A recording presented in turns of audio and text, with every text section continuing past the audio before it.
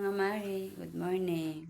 Maaga po tayong gumising. Magluluto tayo ng almusal kasi panggabi asawa ko kaya magluto tayo ng almusal.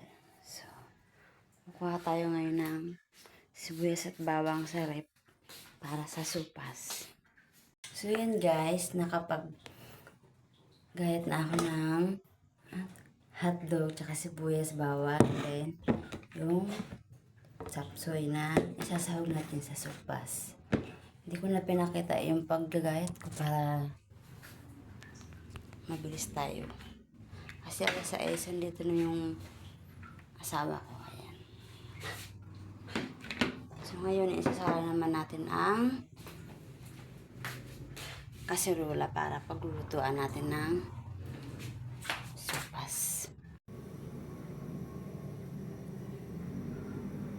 Yun guys, yung kaserola na isala na natin sa apoy. Ngayon, umiinit na yung mantika. Ngayon, ilalagay na natin yung bawang at sibuyas. Ayan, umuusok yung kaserola natin.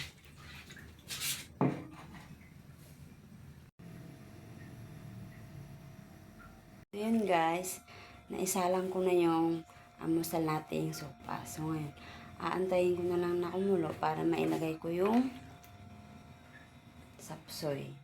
And then, yung gatas naman na iba pa ang sunod natin ilalagay. So, maya-maya aantayin natin pang lumambot.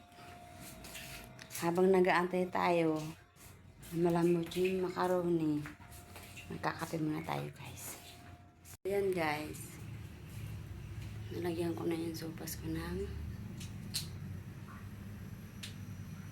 panghalo niya sa sopas.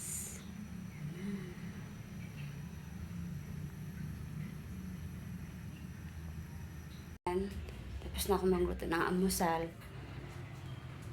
At habang nag-aantay ng pagkulo ng sopas, naglinis din ako ng mga himala sa labas ng mga alaga ko.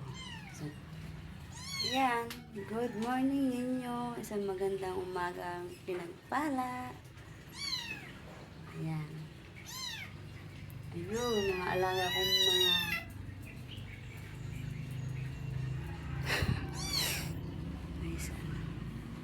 ang aga ko pinagpawisan kasi naglinis na ako sa labas.